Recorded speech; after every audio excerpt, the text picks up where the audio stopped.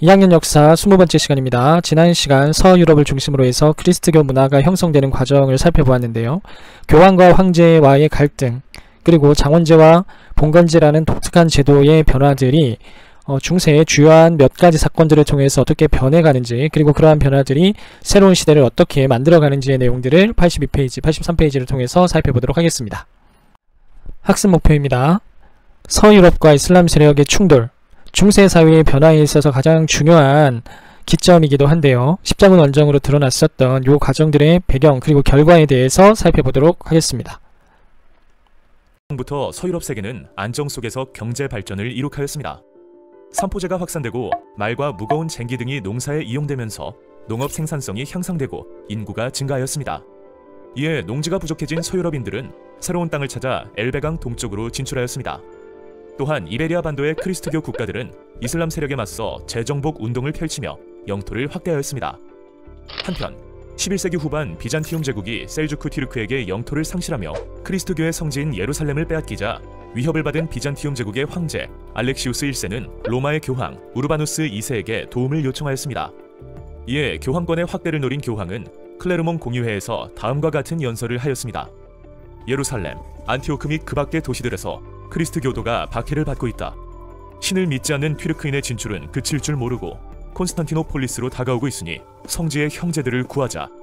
예수의 성묘가 있는 곳으로 가지 않겠는가? 젖과 꿀이 흐르는 땅은 신이 그대들에게 내린 토지이다. 이 땅에서 불행한 자와 가난한 자는 그 땅에서 번영할 것이다. 이렇게 연설을 하며 전쟁에 참여하면 그동안 지은 죄를 용서받을 수 있다며 성지 회복을 위한 전쟁을 호소하자 제후와 기사, 상인, 농민이 종교적 열정과 각자의 이익에 호응하여 영상을 통해서 십자군 원정의 배경과 과정 그리고 결과 등을 살펴봤는데요. 십자군 원정은 배경 그리고 결과가 매우 중요한 사건입니다. 특히 결과가 아주 중요한 사건이기 때문에 결과를 중심으로 해서 잘 정리를 해두고요. 그리고 배경도 놓치지 않고 잘 정리해두면 좋을 듯 합니다. 자, 우선 그러면 서유럽과 이슬람 세력의 충돌의 출발이라 할 수 있는 십자군 원정의 배경을 좀 살펴보도록 하겠습니다. 11세기 말이 되면 이슬람 세력이 상당히 확대되어 가는데요. 아바스 왕조 이후에 다양한 이슬람 세력들이 영향력을 확대해 나갔었고요. 그 중에서 튀르크 계열의 셀주크 투르크가 비잔틴 제국의 영토 내에 있는 그리스도교의 성지인 예루살렘을 점령하게 됩니다. 이는 지중해를 중심으로 해서 동서무역의 주도권을 누가 장악하느냐의 굉장히 중요한 문제이기도 했었는데요. 당시 내부적인 갈등과 제국의 여러 모순들이 드러나게 되면서 비잔틴 제국의 힘이 약화됩니다. 그 틈을 이용해서 이슬람 세력이 지중해 무역권의 주도권을 확보하게 되자 위기를 느꼈던 비잔틴 제국의 황제는 같은 그리스도교 세계 내에 있었던 서유럽에게 도움을 요청하게 됩니다. 이것이 서유럽과 이슬람 세계가 충돌하게 되는 결정적인 계기로 작용하게 되죠. 되었습니다. 크리스트교에 대한 자부심과 열정에 사로잡힌 유럽인들은 3년 만에 예루살렘을 탈환하는 데 성공하였고 그 자리에 예루살렘 왕국을 세웠습니다. 하지만 이슬람 교도들이 다시 세력을 모아 예루살렘을 위협하자 유럽 나라들은 1147년에 제2차 십자군을 조직해 맞섰지만 이슬람 군대에게 패하고 유럽으로 돌아가야만 했습니다. 제2차 십자군 전쟁이 끝나고 이슬람에는 지도자 살라딘이 나타났습니다. 오늘날 이라크 지역에서 태어난 살라딘은 1171년 이집트의 파티마 왕조를 무너뜨리고 이집트의 왕이 된 후 팔레스타인과 시리아까지 손에 넣으며 아이유브 왕조를 세웠습니다. 살라딘은 예루살렘을 되찾기 위해 아랍어로 이슬람교의 성스러운 전쟁을 뜻하는 지하드를 선언하였고 1187년 예루살렘을 되찾는 데 성공하였습니다. 그러자 유럽인들은 1189년 유럽 최강의 군대를 조직하여 제3차 십자군 전쟁을 일으켰습니다. 각 나라를 대표하는 왕족인 영국의 리처드 1세, 프랑스의 필리프 2세, 신성 로마 제국의 프리드리히 1세가 직접 십자군에 참가하며 기세 좋게 원정을 떠났지만 원정 도중 프리드리히 1세는 강물에 빠져 사망하였고 리처드 1세와 내분이 일어난 필리프 2세는 프랑스로 회군하였습니다. 전력이 약해진 리처드 1세는 살라딘에게 크리스트 교도들이 예루살렘에 마음대로 드나들며 성지 순례를 할 수 있게 해주면 영국으로 돌아가겠다고 제안하였습니다. 살라딘은 그의 제안을 받아들였고 협상이 이루어지면서 제3차 십자군 원정은 끝이 났습니다. 3차 원정 이후 유럽인들은 1270년까지 십자군을 5차례 추가로 파견했지만 이들은 이슬람 세력으로부터 예루살렘을 되찾겠다는 본래의 목적은 잊고 가는 곳마다 파괴와 약탈을 일삼았습니다. 십자군을 주도했던 교황과 왕 그리고 기사가 전쟁을 통해 권력을 차지하고 이를 경제적 이익을 얻기 위한 도구로 사용하려 했기 때문이었습니다. 결국 200여 년에 걸친 십자군 전쟁은 제1차 원정을 제외하고 모두 실패하고 말았습니다. 그리고 예루살렘은 오랫동안 이슬람 교도들에 의해 지배되었습니다. 십자군 전쟁으로 인해 서유럽 사회는 크게 변화하였습니다. 교황권은 쇠퇴하였고 장기간 참전한 제후와 기사 계층이 경제적으로 몰락하여 봉건제가 흔들렸으며 그 여파로 왕권이 강해지는 결과를 낳게 되었습니다. 그뿐만 아니라 지중해를 통한 동방과의 교역과 문화 접촉이 활발해져 상공업이 발달하였고 도시가 성장하였으며 비잔티움 문화와 이슬람 문화가 서유럽 문화의 발전을 자극하였습니다. 지도를 통해서 십자군 원정의 과정과 흐름들을 좀 살펴보도록 합시다. 서유럽의 사람들이 비잔틴 제국 쪽으로 이동을 하게 되고 동양의 이슬람 세력과 접촉하게 되는 과정이기도 했죠. 1차와 3차의 과정, 그리고 4차, 그리고 8차의 과정들을 통해서 약 200여 년간 십자군 원정이 진행이 되는데요. 십자군 원정의 과정은 서유럽인들이 새로운 세계를 경험하게 되는 주요한 요인으로 작용하기도 합니다. 교과서를 통해서 내용 정리해 보도록 하겠습니다. 서유럽과 이슬람 세력의 충돌이 중세사회 변화에 있어서 굉장히 중요한 역할을 하게 되는데요. 셀주크 투르크의 예루살렘 점령이 주요한 기점이 됩니다. 셀주크 투르크라는 이슬람 세력을 잘 기억을 해두시고요. 비잔틴 제국의 황제의 요청으로 교황이 서유럽 사회에 십자군 전쟁을 호소하게 되면서 십자군 전쟁이 시작이 되죠. 클레르몽 공의회에서 시작이 됩니다. 약 200년 정도 진행이 되는데요. 1차 때 예루살렘을 일정 부분 회복하게 되지만 결국 예루살렘을 회복하지는 못하고요. 약 200여 년간 진행됐던 십자군은 실제로 성스럽지 못했고 많은 성과를 거두지 못했던 실패의 전쟁이기도 했습니다. 그 결과가 굉장히 중요하다고 이야기를 하죠. 십자군 원정으로 인해서 중세사회는 아주 큰 변화 속으로 들어가게 되는데요. 첫 번째, 교황의 권위 그리고 교회의 권위가 약화되는 모습을 보이게 됩니다. 그와 동시에 지배층이었던 제후와 기사들 역시 서유럽 사회를 지켜내지 못했다는 명분으로 사회적 지위가 상당히 약화되고 몰락하는 모습을 보였고요. 교회를 중심으로 보편제국을 형성하던 서유럽은 이제 각기 왕국을 중심으로 해서 특히 그 왕국의 국왕을 중심으로 해서 새로운 권력이 등장하게 되고 국왕의 권한이 강화되는 모습을 보이게 됩니다. 이 전쟁의 과정에서 비잔틴 제국과 이슬람 세력의 경제력을 확인한 서유럽은 그와 같은 상공업 무역 중심의 체제로 전환하게 되면서 큰 변화와 성장을 이끌어내게 되죠. 그리고 그들이 목격했던 비잔틴 문화, 이슬람 문화를 수용하면서 서유럽 문화 역시 아주 풍부하게 성장하고 변화할 수 있는 기점을 마련하게 됩니다. 사회의 변화에 있어서 십자군 원정이 지대한 영향력을 미쳤다면 새로운 공간이었던 도시 역시 중세사회를 근세로 이끌어내는 데 중요한 견인 역할을 하게 됩니다. 도시라고 하는 공간은 11세기부터 형성이 되는데요. 농업 생산력이 발전하고 시장이 형성이 되고 원거리 무역이 활발하게 진행이 되면서 상공업이 발달하게 되죠. 사람들의 잉여 생산물이 늘어나게 되고요. 그것을 시장에 내다 팔면서 화폐를 획득하는 것이 더 삶을 풍부하게 하고 유리하게 한다라는 판단이 서게 되면서 도시라는 새로운 공간이 활발하게 형성이 되게 되는데요. 도시는 자치의 공간이자 자유의 공간이었습니다. 그들은 스스로 자치권을 획득해내고 길드라는 동업조합을 형성을 해서 독자적인 어떤 세계를 형성해 나가는데요. 근대사회의 시민계층의 성장에 있어서 결정적인 역할을 했던 것이 바로 길드라는 조직 그리고 도시에서의 자치의 형태였습니다. 이들은 과거 봉건제의 영주의 지배로부터 벗어나기 위해서 다양한 노력을 했었고요. 그 결과 자치권을 획득해내기도 하죠. 십자군 원정의 영향과 도시의 성장에 따라서 중세사회는 큰 변화를 야기하게 되는데요. 그 변화의 대표적인 모습이 장원이 붕괴되는 모습이었습니다. 장원이라고 하는 것은 중세사회의 가장 중요한 경제적 시스템이었고요. 영주가 다스리는 영지 내에 농노들은 이동하지 못한 채 노동력을 제공하는 방식으로 농업 중심의 시스템이 구축이 됐다면 상업과 도시의 발달로 인해서 화폐 수요가 증가하게 되면서 이러한 관계는 서서히 변화하게 됩니다.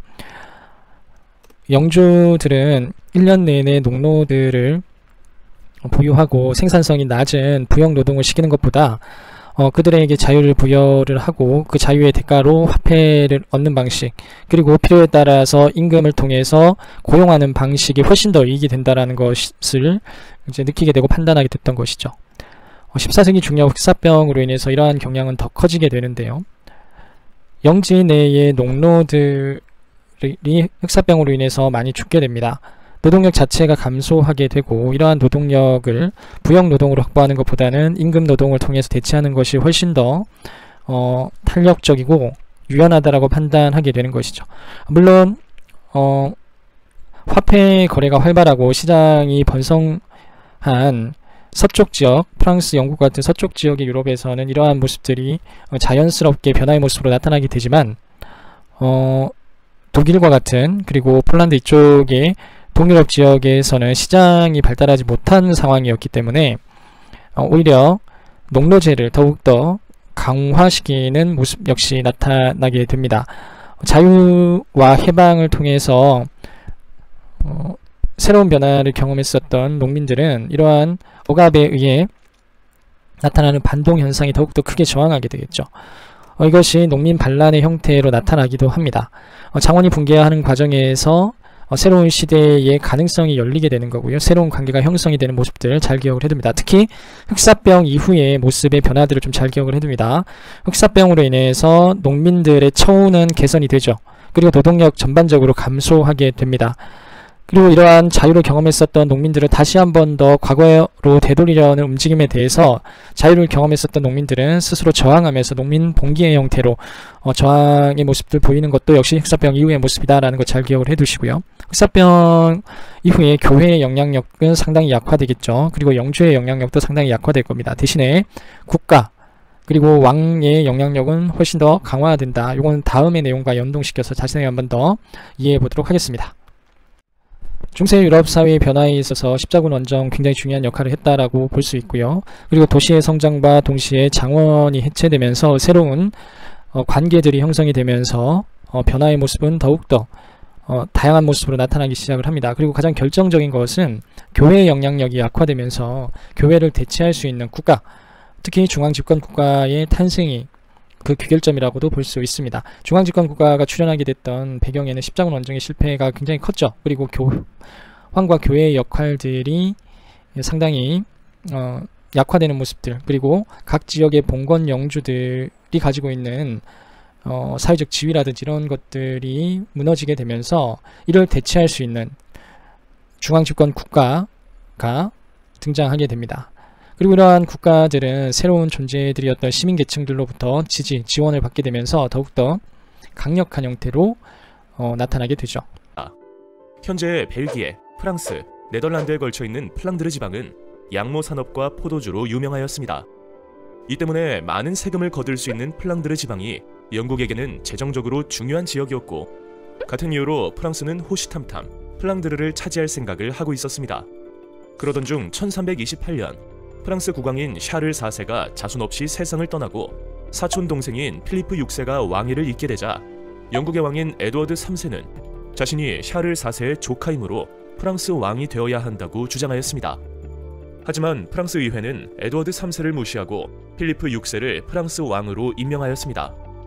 왕위에 오른 필리프 6세는 1337년 프랑스 영토 안에 있는 영국 땅을 빼앗고 플랑드르를 공격하였으며 이로써 길고 긴 100년 전쟁이 시작되었습니다. 두 나라의 전쟁은 양국의 예상과는 달리 장기전이 되었습니다. 당시 온 유럽을 휩쓴 흑사병으로 인해 유럽 인구의 3분의 1이 사망하였고, 프랑스의 자크리의 난, 그리고 영국의 와트 타일러의 난 등의 반란이 일어나며 전쟁이 교착 상태에 빠졌기 때문입니다. 세월이 지나 1429년 이미 프랑스 북부를 손에 넣은 영국군이 남하하며 프랑스 중앙에 위치한 오를레앙을 공격하였는데, 이로 인해 프랑스의 상황은 점점 불리하게 전개되었습니다. 이때 프랑스를 구원하기 위해 나타난 한 소녀 잔다르크가 있었습니다. 농부의 딸로 태어난 17살 소녀 잔다르크는 1429년 프랑스를 구하라는 신의 목소리를 듣고 샤를 왕자를 찾아가 군대를 요청하였습니다. 신의 계시를 받은 잔다르크가 프랑스군을 지휘하자 프랑스군은 영국군을 무찌르고 오를레앙을 구할 수 있었고, 그 덕분에 샤를 왕자는 프랑스 왕위에 오를 수 있었습니다. 하지만 잔다르크는 1430년 영국군과 손을 잡았던 부르고뉴파에게 붙잡혀 영국군에 넘겨졌고 이듬해인 1431년 재판에서 마녀라는 누명을 쓰고 화형에 처해졌습니다. 이후 승기를 잡은 프랑스는 영국과의 전투에서 유리한 국면을 이끌어낼 수 있었습니다. 그리고 1453년 프랑스 북부 지방인 칼레를 제외한 유럽 대륙에서 영국군을 몰아내며 전쟁에서 승리하였습니다. 프랑스는 100년 전쟁을 치르는 동안 왕을 중심으로 귀족들이 힘을 뭉쳤고 그 결과 강력한 중앙집권 국가로 발전하는 발판을 마련할 수 있었습니다. 100년 전쟁이 끝난 후 영국에서는 왕이 계승권을 둘러싸고 랭커스터가와 요크가 사이에 전쟁이 벌어졌습니다. 랭커스터가를 상징하는 것이 붉은 장미이고 요크가를 상징하는 것이 흰 장미이기 때문에 이 전쟁을 장미전쟁이라 부릅니다. 전쟁이 길어지자 귀족 세력의 힘은 점차 약해질 수밖에 없었습니다. 그 덕분에 요크가에게 승리한 랭커스터가의 헨리 7세는 왕위에 오를 수 있었고 튜더 왕조를 열어 중앙 집권 국가의 토대 십자군 원정의 결과 중세사회에는 아주 중요한 변화를 맞이하게 되죠. 도시가 성장하게 되고 장원이 해체되고 새로운 형태의 공동체들이 나타나기 시작합니다. 교회의 기능이 약화되고 교황의 권한이 약화되면서 지배층의 변화 역시 나타나게 되죠. 그러한 마지막 지점이 중앙집권 국가의 출현이라고 볼 수 있는데요. 중앙집권 국가의 출현에 있어서 아주 중요한 두 개의 사건을 여러분들 좀 기억을 해두시면 좋습니다. 영상을 통해서 봤었던 백년전쟁과 장미전쟁이 그거라고 할 수 있는데요. 백년전쟁은 영국과 프랑스 간의 전쟁이고요. 왕위 계승 문제를 둘러싸고 벌어진 사건이라고 할 수 있습니다. 처음에는 영국이 장궁을 이용해서 우월한 위치에 있었지만 잔다르크의 등장 이후 프랑스의 승리로 이어지게 되는데요. 프랑스라는 국가의 정체성이 확립이 되고 프랑스를 중심으로 해서 연대하게 되는 상황들이 역사적 경험 속에서 누적이 되었던 겁니다. 두 번째는 장미전쟁인데요. 백년전쟁에서 패배했던 영국은 오히려 섬이라는 공동의 정체성을 확립하게 되고요.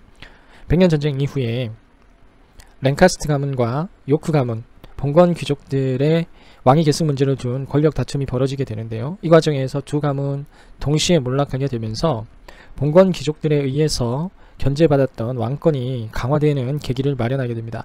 이후 영국은 왕을 중심으로 해서 시민계층의 지지를 받고 강력한 중앙집권 국가로 성장하게 되는데요. 봉건 귀족이 몰락하고 왕권 강화되면서 새로운 질서의 중앙집권 국가가 등장하게 되는 과정이라고 볼 수 있습니다. 이는 중세사회에서 근세사회로 넘어가게 되는 중요한 터닝포인트라고 할 수 있습니다. 교과서 통해서 내용 정리해 보도록 하겠습니다. 상업과 도시가 발달하게 되고 화폐의 사용이 늘어나게 되면서 장원이라는 질서가 조금씩 무너져가기 시작을 했고요. 영조 역시 화폐를 획득하기 위해서 농노들을 해방하고 자유를 부여하기도 합니다. 특히 흑사병이 발생하게 되면서 이러한 모습들은 조금 더 가속화되는 모습으로 나타나게 되고요. 흑사병으로 인해서 인구가 전체적으로 감소하게 되고 농민들의 임금 가격이 높아지게 되면서 처우가 개선이 됩니다. 이러한 변화를 거꾸로 되돌리려는 움직임 역시 나타나게 되죠. 이러한 반동의 움직임에 대해서 농민 반란 역시 나타나게 되는 과정들 잘 기억을 해두시고요. 농노들의 숫자가 줄어들고 해방이 되고 임금노동을 통해서 계절별로 이동하는 노동자들이 나타나기 시작을 했고 자영농민이 나타나게 되면서 중세사회의 장원은 서서히 해체되어져 나간다라는 거, 그리고 흑사병 이후의 변화들도 잘 기억해 두시면 좋을 듯 합니다. 중앙집권 국가의 탄생 역시 중세사회 변화에 굉장히 중요한 역할로 나타나게 되는데요. 중세사회는 황제와 교황 간의 갈등이 빈번히 일어났었고요. 초반부에는 카노사의 굴욕으로 인해서 교황이 절대적으로 우위에 있다는 것이 한번 확인이 되죠. 하지만 십자군 원정의 결과 교황의 사회적 지위 그리고 교황의 권위가 약화되면서 다시 한번 세속 군주들과 교황 간의 갈등이 벌어지게 됩니다. 대표적인 사건이 아비뇽 유수인데요. 교회로 들어가는 국가의 세금 문제로 부딪히게 됐던 사건이고요. 프랑스 왕이었던 필립 4세는 교황청 자체를 아비뇽으로 이동시키고 교황을 프랑스 국가의 유리한 인물로 선정하게 되면서 교황청이 여러 개로 갈라지게 되는 사건이 벌어지게 됩니다. 아비뇽 유수라고 하는 것은 교회의 힘이 세속 군주로부터 영향을 받게 되고 교회의 힘이 약화됐음을 보여주는 대표적인 사건입니다. 카노사의 굴욕이 교황권의 절대적인 힘을 확인하는 과정이었다고 본다면 아비뇽 유수는 교황보다 세속 군주의 힘이 더 강하게 게 변화하고 있다는 걸 보여주는 대표적인 사례라고 할 수 있습니다. 그리고 백년전쟁과 장미전쟁의 두 차례의 전쟁을 경험하게 되면서 이러한 경향은 더욱더 가속화되고요. 중앙집권 국가의 실질적인 탄생을 만들어냈던 사건이기도 하죠. 백년전쟁을 통해서 프랑스라는 국가의 정체성, 영국이라는 국가의 정체성이 확립이 되고요. 장미전쟁을 통해서 영국 내에 봉건 귀족들의 세력이 약화되면서 왕권이 더욱더 강화된 왕권 중심의 중앙집권 국가가 출현하게 되는 결정적인 요인으로 작용하게 된다라는 것까지 여러분들 잘 기억해 두시면 좋을 듯 합니다.